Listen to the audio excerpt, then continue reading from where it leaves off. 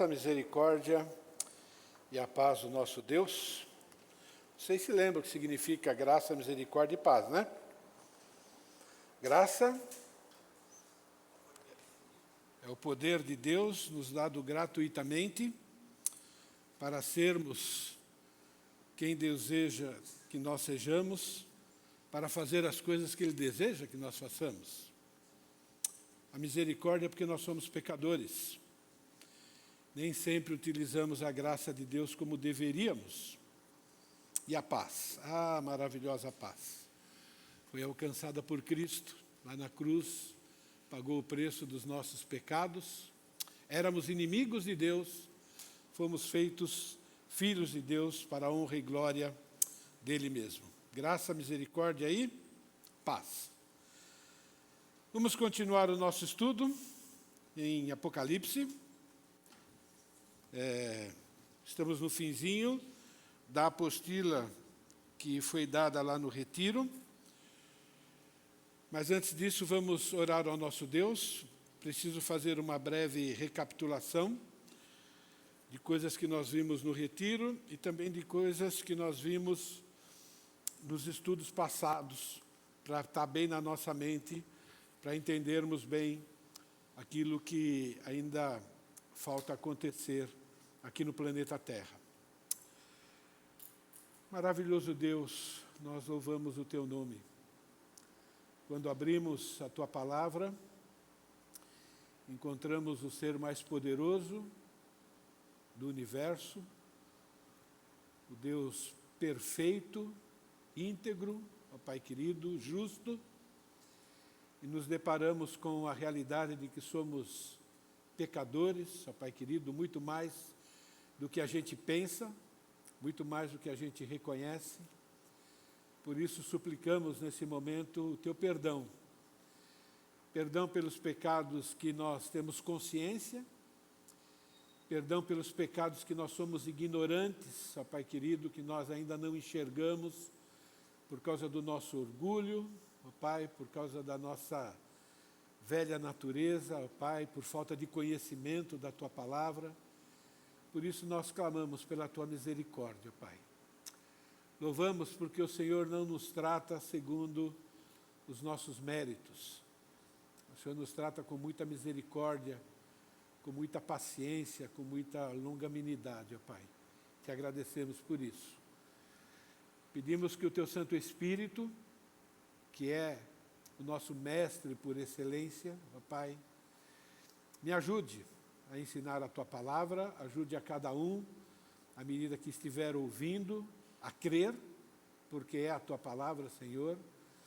E também, ó Pai querido, ajuda-nos a nos adequar a essas verdades, que a nossa confiança no Senhor, ó Pai, na Tua soberania, que sejamos convencidos, ó Pai querido, que precisamos sempre estar avaliando o nosso coração, a nossa mente, ó Pai, que precisamos, ó Pai querido, levar a sério cada instrução do Senhor, crendo que a Tua instrução vai garantir para nós, ó Pai querido, qualidade de vida, ó Pai.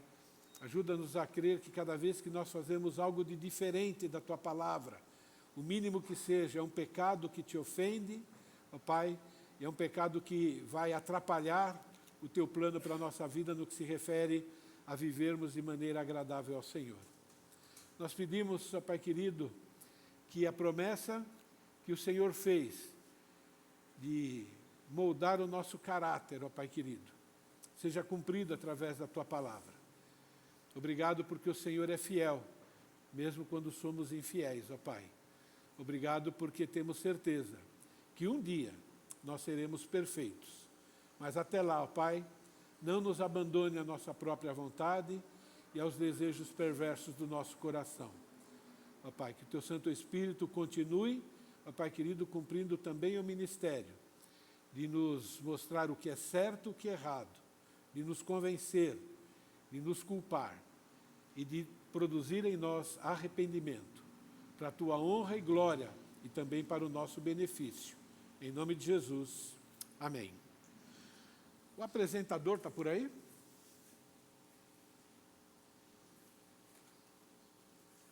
Obrigado. Quero fazer uma recapitulação rápida, mas eu julgo ser necessário. Eu sei que talvez todos aqui estiveram no retiro, então vai servir para ficar gravada na nossa mente. E quem não teve vai pegar algo, pelo menos a essência, ok?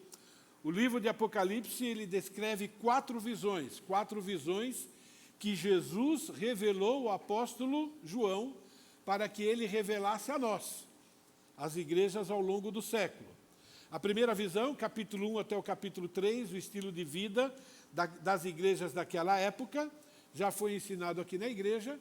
E cada igreja, irmãos, tem características que nós também temos e nós precisamos sempre estar avaliando a nossa vida.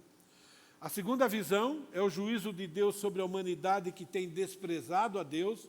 A maior parte do livro de Apocalipse é o derramar da ira justa de Deus sobre os descrentes, com o objetivo de ainda converter aqueles que ele escolheu e converter de maneira especial Israel como nação. A terceira visão é a volta física de Jesus, derrotando o anticristo, o falso profeta, Satanás e as nações que estão debaixo do comando de Satanás. E a última visão é sobre a Jerusalém celestial, novos céus e nova terra e a eternidade. Ok? Então, o livro de Apocalipse resume essas 4 visões. A pergunta principal, ok, que deve estar em nossa mente durante toda vez que você lê Apocalipse é: como o conhecimento dos acontecimentos de Apocalipse tem o poder de produzir em nós, os salvos, felicidade, estado de bem-estar, libertação das preocupações do dia a dia. Eu chamo isso de alegria ou contentamento inabalável. Apocalipse traz muita notícia difícil de engolir, muita coisa, muita condenação, mas também traz notícias de salvação, notícias de louvor a Deus. Como tudo isso pode produzir esse tipo de alegria em nós? E uma das respostas é essa. Apocalipse revela o caráter perfeito de Deus, juntamente com o seu poder e a sua autoridade soberana, que deve nos levar a ter um temor santo, a ponto de confiarmos nas suas promessas e instruções, seguindo-as alegre e totalmente, sem questionar ou duvidar. E pelo fato de ainda termos uma velha natureza, se arrependermos quando pecar. O livro de Apocalipse é o cumprimento das promessas soberanas de Deus. Desde o primeiro capítulo do livro de Apocalipse até o final, nós vemos a soberania de Deus, nós vemos o poder de Deus, e logo no começo nós encontramos promessas. E eu separei um texto do Antigo Testamento que resume bem essa soberania de Deus. Lembrai-vos das coisas passadas da antiguidade. Vocês se lembram? Deus está falando com o seu povo, aqui mais ou menos anos 600 depois de Cristo, então o povo já tem muita experiência com Deus. Desde a libertação lá do Egito, durante todo o tempo de Israel, os reinos e assim por diante, Deus agiu de várias maneiras, de maneira miraculosa, e Deus está falando: olha, vocês têm memória curta, lembra do passado, é muito importante. Lembrai-vos das coisas passadas da antiguidade, que eu sou Deus e não há outro. Eu sou Deus e não há outro semelhante a mim, que desde o princípio anuncio o que há de acontecer, e desde a antiguidade as coisas que ainda não sucederam, que digo: o meu conselho permanecerá de pé, farei toda a minha vontade, que chamo a ave de rapina desde o oriente de uma terra longínqua ao homem do meu conselho. Eu o disse e também o cumprirei. Tomei esse propósito, também o executarei. Logo depois que Adão pecou, Deus faz uma promessa. Deus declara uma profecia. Deus diz: eu vou desfazer os efeitos que esse pecado de Adão causou na vida dele e na vida de todos os seus descendentes. Porém, inimizade entre ti e a mulher, entre a tua descendência e o seu descendente. Esse te ferirá a cabeça e tu lhe ferirás o calcanhar. essa promessa simples deu origem a várias outras promessas. Várias outras promessas que revelam como é que Deus está cumprindo essa aqui, de colocar inimizade entre aqueles que são escolhidos para serem filhos de Deus, isso é, os descendentes da mulher, isso é, os descendentes de Jesus, e os descendentes da serpente. Hoje o mundo é dividido em dois grupos. É dividido entre aqueles que estão seguindo a descendência da mulher, o Senhor Jesus, e aqueles que ainda são descendentes de Satanás. O mundo está dividido nesses dois grupos. Todas as alianças incondicionais que estão na palavra de Deus, existem alianças condicionais, isso é, o homem precisa fazer a sua parte para receber a bênção de Deus, mas existem promessas que Deus fez e que pouco importa se o homem vai obedecer ou não. Promessas que ele vai cumprir, independente da ação humana. Essas promessas são incondicionais. Por exemplo, essa promessa de Gênesis 3 é uma promessa incondicional. O homem não pode fazer absolutamente nada. Deus falou, eu vou fazer e acabou.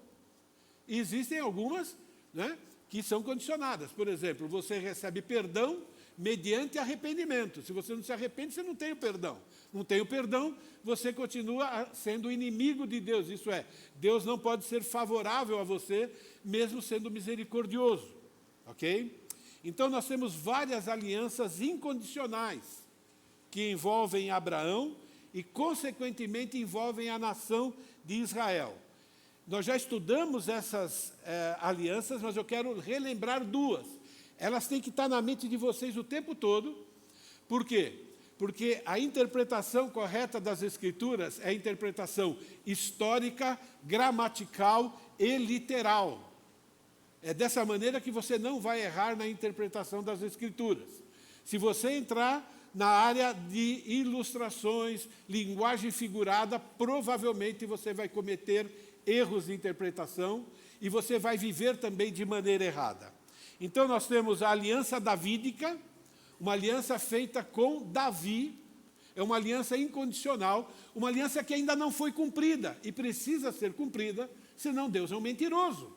E a Bíblia diz que Deus não é homem para mentir, e nem filho de homem para se arrepender, ok? Quando os teus dias se cumprirem, aqui é Deus conversando com Davi, ok? E descansares com os teus pais, então farei levantar depois de ti o teu descendente, que procederá de ti, e estabelecerei o seu reino. Essa palavra estabelecer significa que ele vai colocar o reino lá para funcionar, e esse reino não vai ser retirado de jeito nenhum. É um reino que não vai ser derrubado. É isso que significa estabelecerei o seu reino. Esse edificará uma casa em meu nome. Ele foi parcialmente cumprido em Salomão, parcialmente, mas não plenamente. Eu o estabelecerei para sempre no trono do seu reino, para sempre. Eu lhe serei por pai e ele me será por filho. Se vier a transgredir, castigá-lo-ei com vara de homens e com açoites de filhos de homens. Mas a minha misericórdia não se apartará dele, como fiz ou como retirei de Saul, a quem tirei diante de mim. Porém, a tua casa, isso é, descendência real de Davi, a tua casa e o teu reino serão firmados para sempre. Diante de ti, o teu trono será estabelecido para sempre. O trono de Davi nunca foi firmado para sempre, isso ainda não se cumpriu. Depois que Salomão morreu, o reino foi dividido em dois, reino do norte e reino do sul. E não foi novamente reunido debaixo da descendência de Davi. Isso não aconteceu. Depois que Israel pecou e foi levado cativo por Nabucodonosor, nunca mais aconteceu a reunião desse reino. Nunca mais Israel foi independente. Ele sempre foi vassalo. Sempre teve alguém reinando sobre Israel. Isso nunca mais aconteceu. Ok? Então, isso não foi visto na história de Israel, ok? Nem quando Israel gozou, né, vamos dizer assim, da melhor parte, né, quando ele foi, vamos dizer assim, mais rico e mais poderoso. Ainda ele não atingiu todo esse ápice. Ok? Trono aqui implica num reino literal que será estabelecido. É um reino de verdade, como foi o reino de Davi. O descendente aqui nós já sabemos que é Jesus. Gálatas deixa isso bem claro, quando fala das promessas feitas a Abraão e também as promessas feitas para Davi. Ora, as promessas foram feitas a Abraão e ao seu descendente, não diz aos descendentes como que falando de muitos, porém, como de um só, e o seu descendente é Cristo. Então, meu irmão, Jesus tem que reinar num trono, no planeta Terra, sobre seres humanos e sobre seres humanos pecadores. E existe a aliança feita com Israel, uma aliança incondicional, ok? E sempre que a gente fala de nova aliança, a gente tem a tendência de pensar na igreja, na ceia do Senhor, mas não, essa aqui é uma nova aliança com Israel. Por quê? Israel fracassou na aliança que ele fez com Deus em obedecer os mandamentos. Por isso que foi levado cativo. Quando estava sendo anunciado esse cativeiro, Jeremias aqui, na época em que o povo de Israel já estava indo para o cativeiro, Deus dá uma promessa para eles de esperança. Diz, aí vem dias, olhando para frente, diz o Senhor, que firmarei, olha, isso é no futuro, nova aliança com a casa de Israel e com a casa de Judá. Reino do norte e reino do sul. Aqui não tem nada a ver com aqueles que não são israelitas, ok? Não conforme a aliança que fiz com seus pais. A aliança com os descendentes, com os pais israelitas, era aquela aliança que eles tinham que obedecer à lei para ser abençoado. Então não pode ser essa, porque se for essa, vai fracassar de novo. E se essa fosse a aliança conosco, todos nós perderíamos a salvação. É muito importante a gente entender, é incondicional, ok? Não conforme a aliança que fiz com os seus pais no dia em que os tomei pela mão para os tirar da terra do Egito, porquanto eles anularam a minha aliança, não obstante eu os houver desposado, diz o Senhor. Eles anularam, quebrando a aliança, pecando, não se importando com os mandamentos do Senhor. É por isso que eles foram cativos e espalhados pela terra, e a grande maioria dos judeus continuam espalhando pela terra. Aqueles que estão agora naquela região é quase nada do povo de Israel. É uma porcentagem mínima. Versículo 33.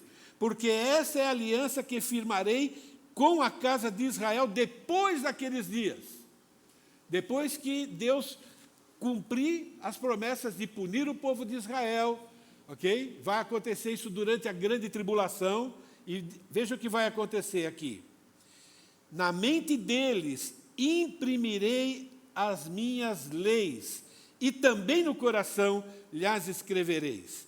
Eu serei o seu Deus, e eles serão o meu povo. Ele está dizendo, esse povo vai me obedecer, e eu vou cumprir todas as minhas promessas de bênção e prosperidade na vida deles. Não ensinará jamais cada um ao seu próximo, nem cada um ao seu irmão, dizendo, conhece o Senhor, porque todos me conhecerão, desde o menor até o maior deles, diz o Senhor, pois perdoarei as suas iniquidades, e dos seus pecados jamais me lembrarei. Para Deus cumprir essa promessa, Israel precisa continuar existindo. E nós já sabemos a história de Israel. Quantas vezes tentaram aniquilar esse povo e não conseguem? É porque Deus está preservando. E nós já começamos a estudar Apocalipse, o que vai acontecer. Deus vai proteger o povo dele, Israel, para eles serem convertidos lá no fim de tudo. Apocalipse, do primeiro ao último capítulo, descreve com detalhes como as profecias de Deus serão cumpridas, enfatizando a soberania de Deus, no qual Jesus é o último Adão e rei dos reis. Por que eu estou destacando Jesus aqui como o último Adão? Porque a Bíblia diz que ele é o último Adão. E por que a Bíblia chama Jesus do último Adão? Porque o primeiro Adão fracassou. Ao fracassar, Adão deixou agora de ser aquele príncipe regente que Deus havia escolhido para governar o planeta Terra. E agora vai vir o Rei dos Reis, o Senhor dos Senhores, tomando o lugar de Adão, desfazendo o que Adão fez. Adão pecou contra Deus e entregou essa liderança para Satanás. Jesus foi tentado em todas as coisas e não pecou. E ele vai destronar Satanás. É isso que está prometido. Ok? Então, é muito importante que a gente entenda isso, tá? Faz parte do plano de Deus que a segunda pessoa da Trindade, o Senhor Jesus Cristo, reine sobre todas as nações. Deixa eu só voltar aqui um pouquinho, ok? Isso faz parte do plano de Deus. Jesus convivendo com os seres humanos, seres pecadores, e só depois desse reino, chamado reino milenar, reino messiânico, é que vai acontecer o estabelecimento de um segundo reino, e esse segundo reino agora é somente com os salvos por toda a eternidade. Então, Apocalipse, capítulo 21 e capítulo 22, fala desses dois reinos distintos. Então, interpretando o livro de Apocalipse, de maneira literal e histórica, nós encontramos dois reinos no qual Jesus estará reinando. Um é o reino messiânico prometido para Davi, e o outro é o reino eterno, que está no fim do livro de Apocalipse, capítulo 22. Ok? E nós, então, agora estamos chegando no fim da terceira visão. Como é que Jesus agora vai derrotar os seus inimigos que estão reinando nesse mundo?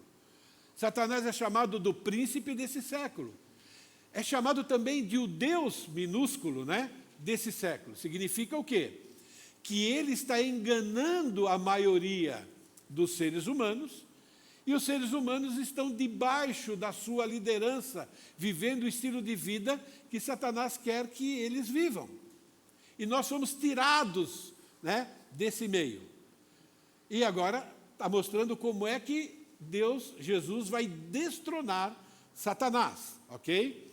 Então, a primeira visão, nós já estudamos isso no retiro, ok? A gente viu lá, né, a descrição e a destruição da grande meretriz, isso é, na época da grande tribulação, Satanás vai criar uma falsa religião, ok? Essa falsa religião significa um ecumenismo na qual ele vai juntar tudo quanto é doutrina. Então, imagine aí, né, todas as doutrinas convivendo bem, e essa junção vai fazer com que cada um viva do jeito que quer, ou melhor, do jeito que o diabo gosta, porque é ele que está fazendo isso, ok? Mas para ele reunir todas as nações, politicamente falando, ele precisa eliminar também as diferenças quanto ao credo. Muitas guerras hoje são travadas no nível da religião, no nível da crença. E ele vai eliminar isso, ok?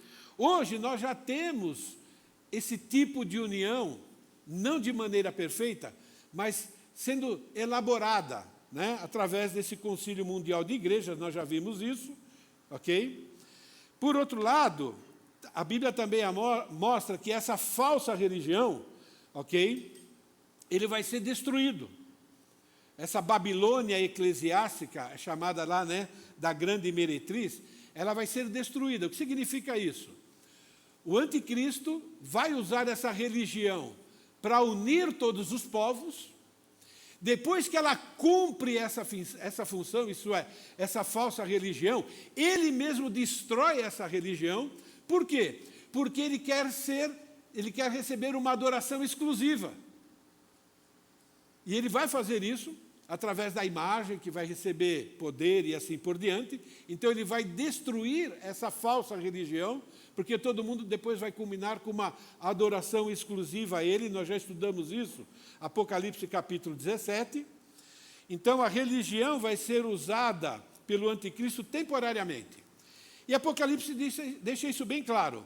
Os 10 chifres que viste e a besta, então, aquele reino unido, mais a besta, esses odiarão a meretriz. Isso é, aquela falsa religião que foi criada por ele mesmo, agora a religião vai deixar de existir, porque agora a adoração é exclusiva para ele. Lembra o que Satanás queria lá no céu? O que ele queria? Ele queria ser Deus. Ele queria que a adoração que fosse exclusiva para Deus fosse para ele. E lá na grande tribulação ele vai fazer isso, por pouco tempo, mas ele vai fazer. E a farão devastada e despojada, lhe comerão as carnes e consumirão ao fogo. É uma ilustração de como aquela religião vai ser abandonada completamente. Ok? Aquela falsa religião. Isso é, ela não tem mais utilidade política, porque a política se tornou uma só, agora ela vai ser descartada. Ok? E mostra que isso faz parte da estratégia de Jesus para obter a sua vitória sobre todo o sistema político e religioso. Isso está profetizado. Apocalipse capítulo 17 é uma profecia daquilo que vai acontecer pouco tempo depois, talvez um ano depois, meses depois, diz: pelejarão eles contra o Cordeiro. Eles quem? Essas nações unidas, debaixo da liderança do anticristo. Pelejarão eles contra o Cordeiro. O Cordeiro os vencerá, pois é Senhor dos senhores e Rei dos reis. Vencerão também os chamados, os eleitos, os fiéis que se acham com ele.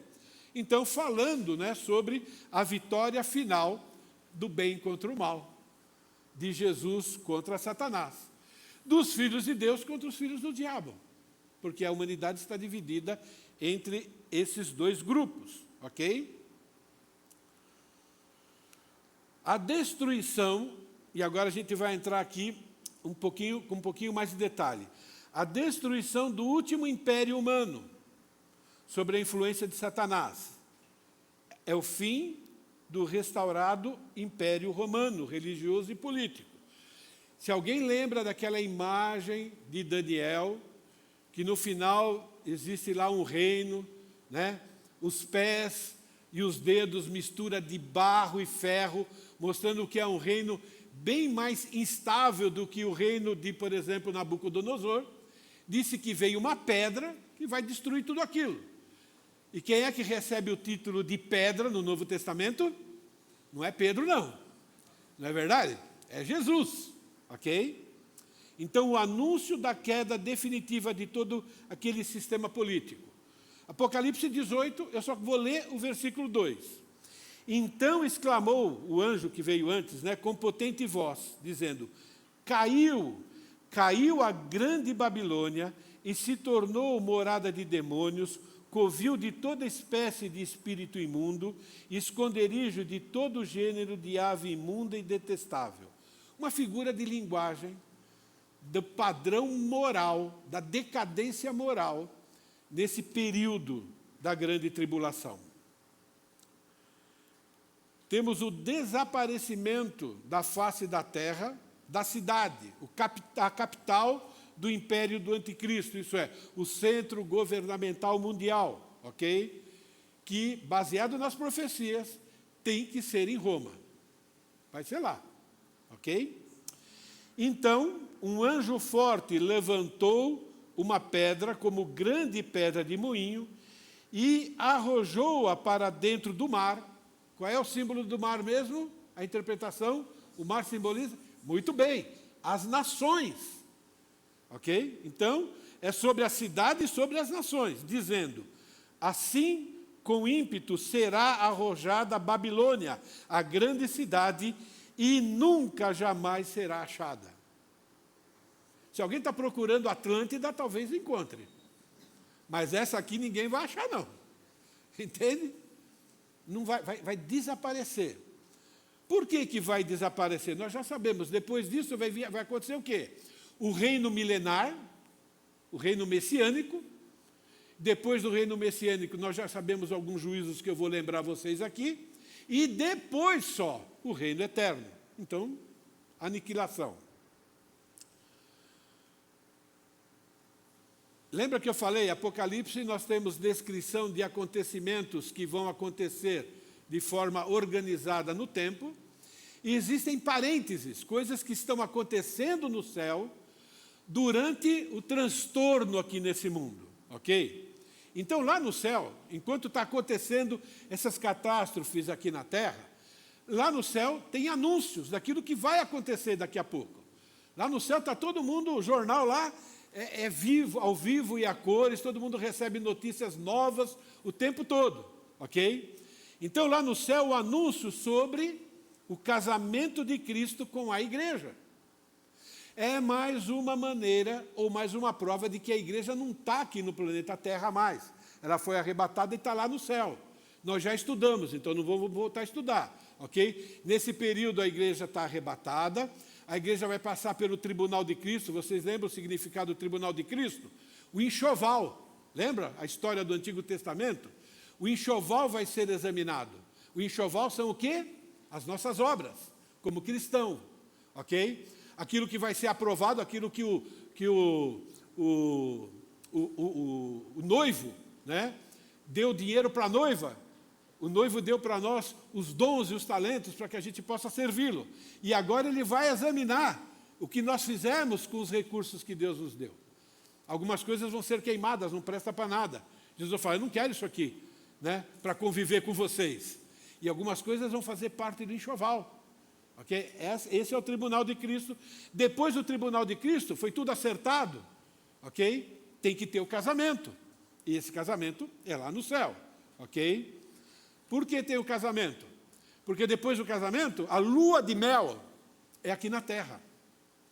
Nós vamos voltar com Cristo e vamos reinar com Cristo. Entende? Nós vamos auxiliar Jesus nesse reino messiânico. E aí eu quero ler o texto todo. Os 24 anciãos, gente, esses 24 anciãos representam a igreja. Quem são hoje a liderança da igreja? Usam palavras sinônimas, mas quem é? Pastores, que é sinônimo de ancião, que é sinônimo de presbítero. Ok? Então, os 24 anciãos e os 4 seres viventes prostraram-se e adoraram a Deus, que se acha sentado no trono, dizendo amém. Saiu uma voz do trono exclamando, dai louvores ao nosso Deus, todos os seus servos e aqueles que os temeis, os grandes e os pequenos. Então ouvi como uma voz de numerosa multidão, como de muitas águas, como de fortes trovões, dizendo aleluia, pois reina o Senhor nosso Deus, o Todo-Poderoso. Está dizendo, olha, está começando agora, né, esse reinado. Em breve ele vai voltar com a noiva, né? Ele começou essa estratégia de derrotar Satanás. Ok? Alegremo-nos e exultemo-nos e demos glória, porque são chegadas as bodas do Cordeiro, cuja esposa a si mesmo já se ataviou, pois lhe foi dado vestir o linho finíssimo, resplandecente e puro. Passou agora o bema, o tribunal de Cristo, passou o fogo, tirou lá tudo que era coisa ruim nossa, e agora a gente está plenamente purificado, e a simbologia é agora a gente está com o vestido de noiva. Ok? Então, apesar da barba e do bigode, eu sempre brinco, né? Somos a noiva de Cristo. Ok? Muito bom isso, não é? Então me falou o anjo, escreve, bem-aventurados aqueles que são chamados à ceia das bodas do Cordeiro, a festa. E acrescentou, são essas as verdadeiras palavras de Deus. Prostei-me ante aos seus pés para adorá-lo. Ele, porém, me disse, João aqui se prostrou para adorar o anjo que estava anunciando essas coisas. Ele, porém, me disse, vê, não faças isso. Eu sou conservo teu e dos teus irmãos que mantêm o testemunho de Jesus. Adora a Deus, pois o testemunho de Jesus é o espírito da profecia. Então, aqui na terra, enquanto está acontecendo aquelas catástrofes, ok? A igreja já está arrebatada e está celebrando essa união definitiva com Cristo. A igreja não vai passar pela tribulação, porque mais um texto prova, existem vários.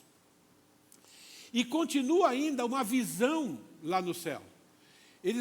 Ali agora está passando um filme, como é que Cristo, ou o que Cristo vai fazer daqui a alguns meses no planeta Terra. Então estão tendo essa visão, né? Recebendo essa profecia.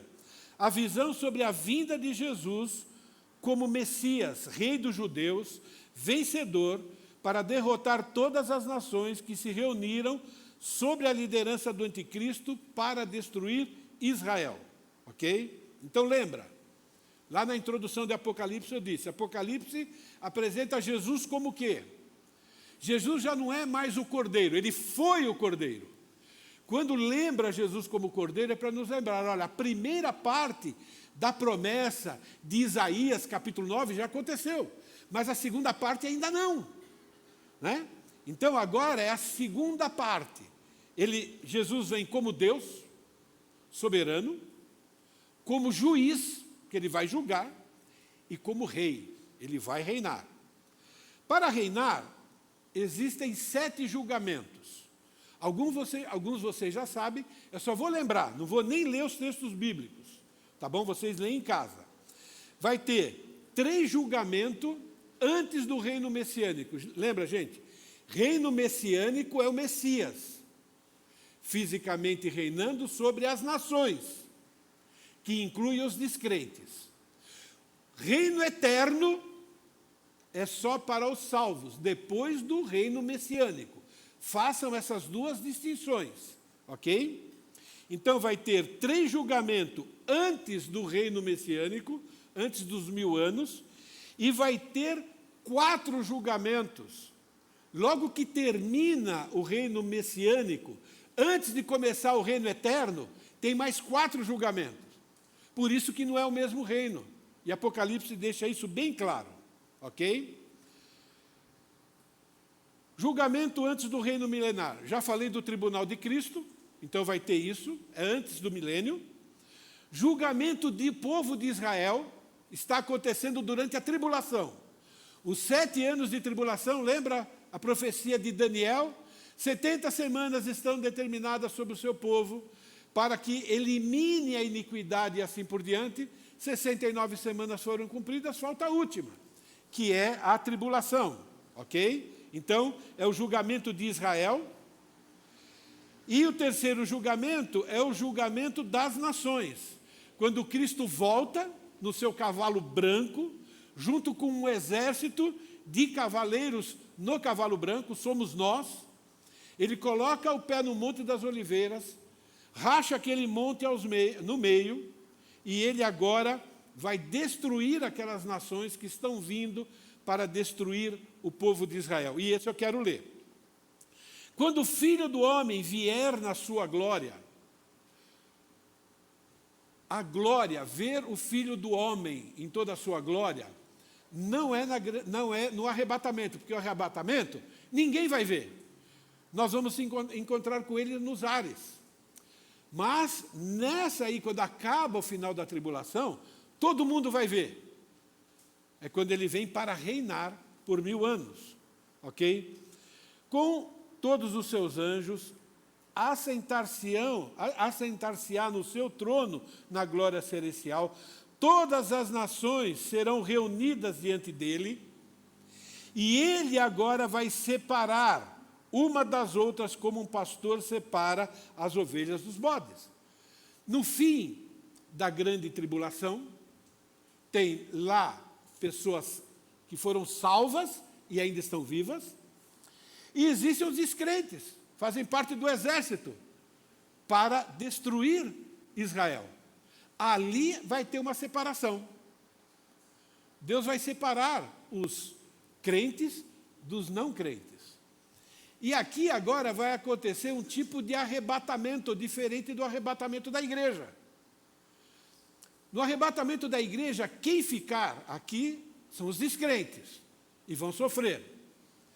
Lá, quem vai ficar são os salvos, para entrar no reino milenar. E aqueles que são descrentes, inclusive os exércitos, eles vão ser jogados no lago de fogo e enxofre. É o contrário. Então está dizendo aqui, ok?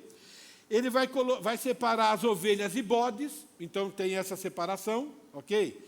E colocará as ovelhas à sua direita e os bodes à sua esquerda. Então o rei, agora ele está reinando, dirá aos que estiverem à sua direita: venham benditos do meu Pai, recebam como herança o reino que lhe foi preparado desde a criação do mundo. Nada do que está acontecendo aqui é plano B.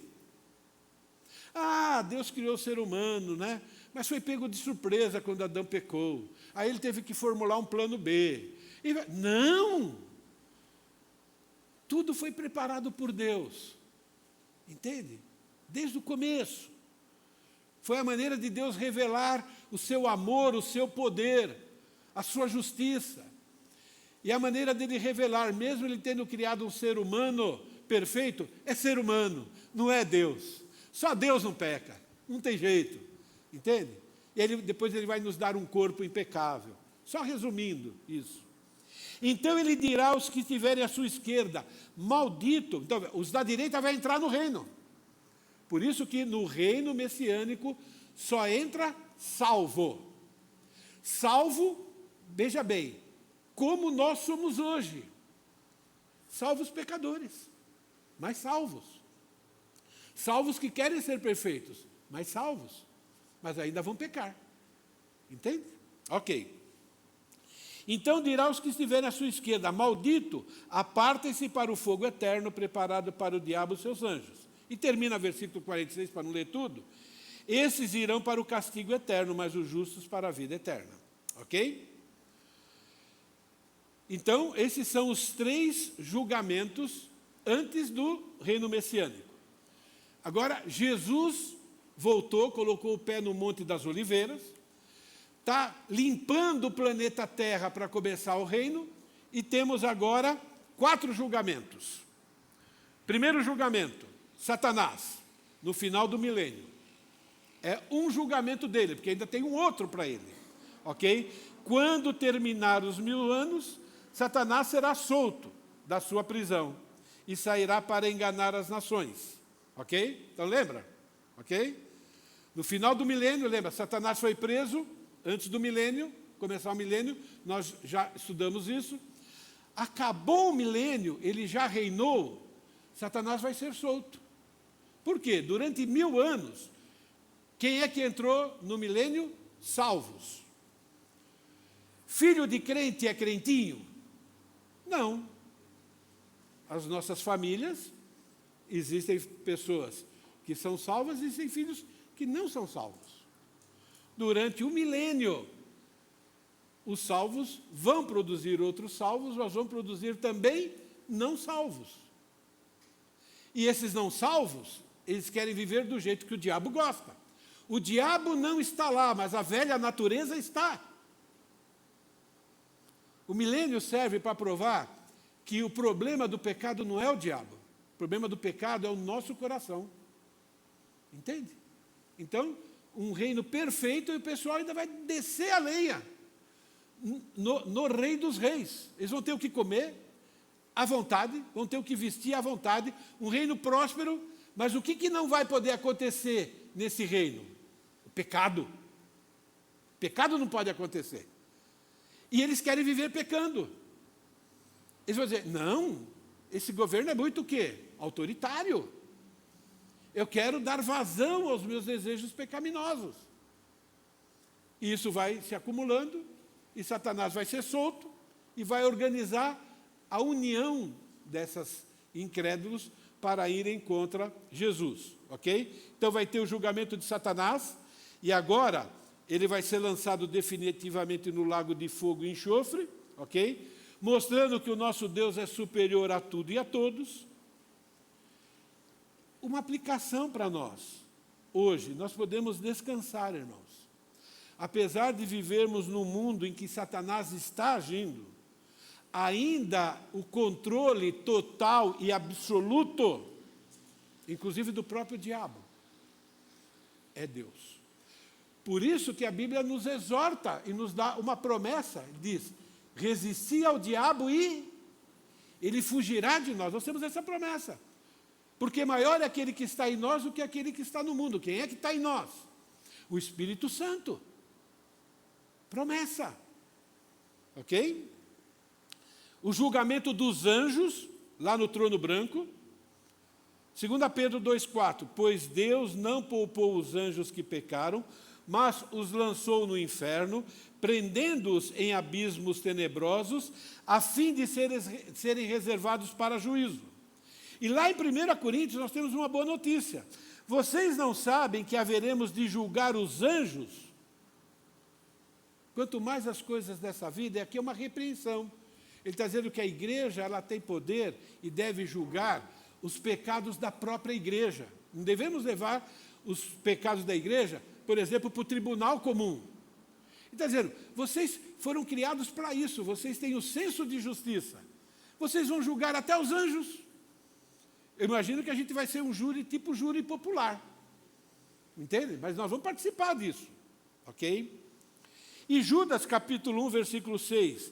E aos anjos que não conservaram suas posições de autoridade, mas abandonaram sua própria morada, isso é, quando eles acreditaram em Satanás e passou para o lado de Satanás, ele os tem guardado em trevas, presos em correntes eternas, para o juízo do grande dia. Então vai haver um juízo. Quem é o juiz? É Jesus. Ele é Senhor, juiz e rei. E nós vamos participar disso. Tem também, isso depois do reino messiânico, gente, ok? Antes do reino eterno. Tem o julgamento dos incrédulos de todos os tempos, chamado o grande trono branco. Depois vi um grande trono branco e aquele que nele está sentado. A terra e o céu fugiram da sua presença e não se encontrou lugar para eles. Vi também os mortos, grandes e pequenos, famosos e pé de chinelo, no nosso ponto de vista. Não é? E de pé diante do trono, os livros foram abertos. Outro livro foi aberto, o livro da vida. Os mortos foram julgados de acordo com o que tinham feito, segundo o que estava registrado nos livros. O mar entregou os mortos que nele havia, as nações. A morte e o Hades entregou os mortos que neles havia. Cada um foi julgado de acordo com o que tinha feito. Quem for julgado, baseado nas suas ações, está condenado. Se nós fôssemos passar por esse tribunal, também estaríamos condenados. Porque esse tribunal é baseado no quê? No comportamento. Então a morte e o Hades foram lançados dentro do lago de fogo. O lago de fogo é a segunda morte. Se o nome de alguém não foi encontrado no livro da vida, esse foi lançado no lago de fogo. Isso é, quem tem o nome no livro da vida não vai passar por esse tribunal. Não vamos ser julgados, porque já está lá, né? Limpos, perdoados pelo sangue de Cristo.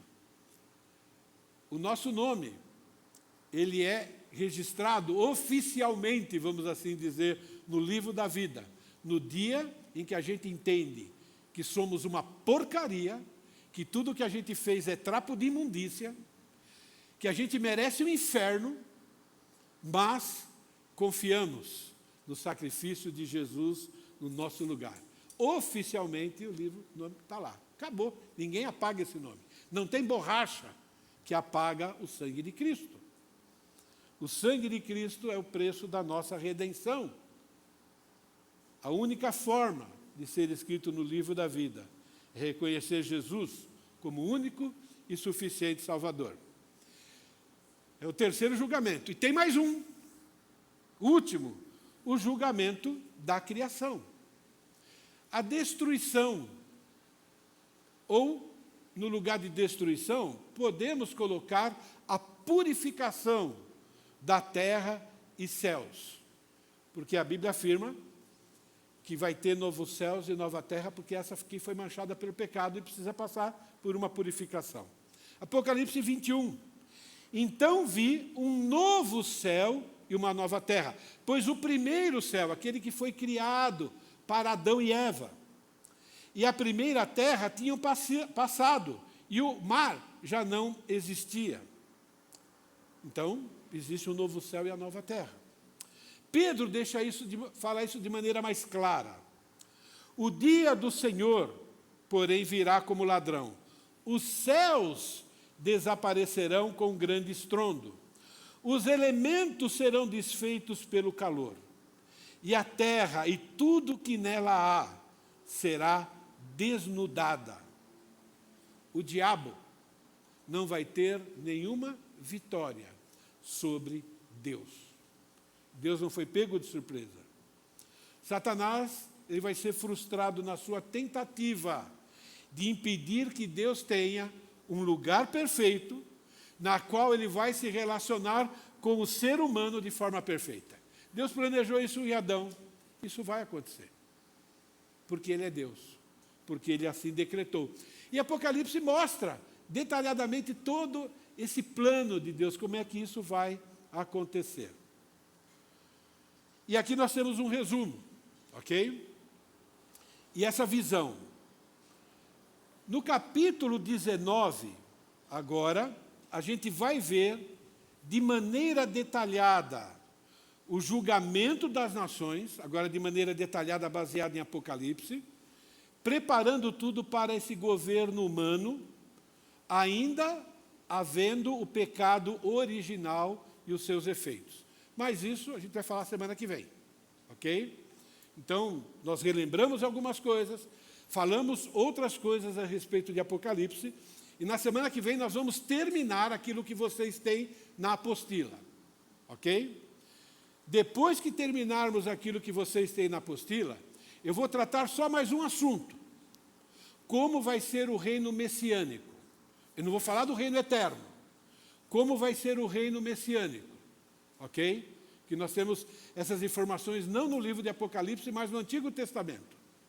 Vai ser rápido e depois nós vamos retomar o nosso estudo do Antigo Testamento e aí vamos terminar aquele livro todo do Antigo Testamento. Esse é o plano. Tá certo assim? Continue orando e desfrutando. Irmãos, lembre-se, nós pegamos o livro de Apocalipse e até agora nós estudamos quanto tempo? Nós estudamos o quê?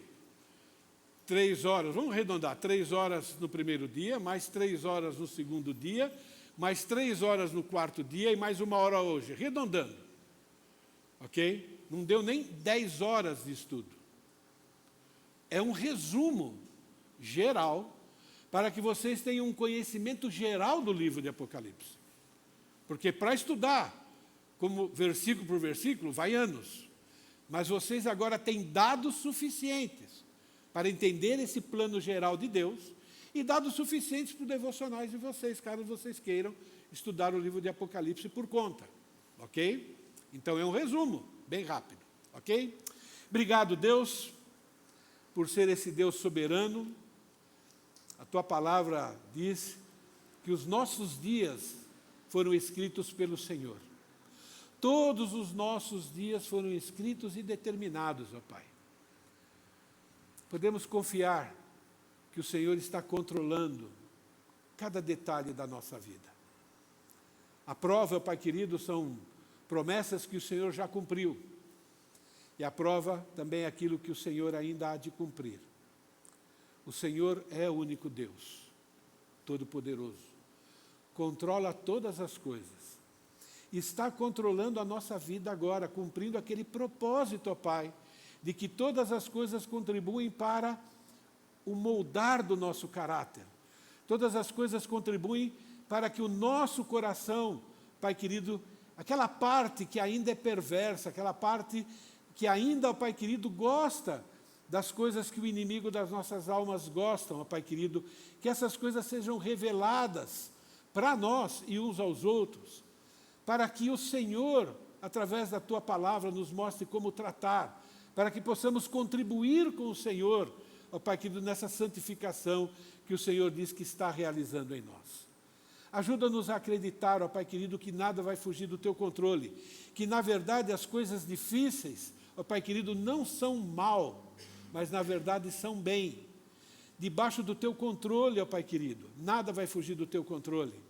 Junto com isso, o Senhor promete cuidar de nós, suprir as nossas necessidades, ó Pai querido, nos proteger do inimigo. Ajuda-nos, ó Pai, a sermos fiéis, a sermos verdadeiros seguidores de Cristo, discípulos de verdade, ó Pai querido. Eu quero aproveitar e orar pelas mensagens que o Senhor já colocou no coração do Maurício, ó Pai, que vai nos ajudar, vai nos afinar, vai nos mostrar, ó Pai querido, como é que nós devemos viver aqui neste mundo, como nós devemos confiar nas Escrituras, como é que nós devemos, ó Pai querido, lutar contra a nossa natureza pecaminosa e como nós podemos obter vitória, ó Pai querido. Ajuda-nos, ó Pai querido, a fazermos parte daquele grupo de irmãos, aquele grupo da igreja que vai ser encontrado, ó Pai querido, fiel ao Senhor, inabaláveis, ó Pai querido. É a minha oração, em nome de Jesus, para a tua honra e tua glória. Amém. Obrigado, irmãos.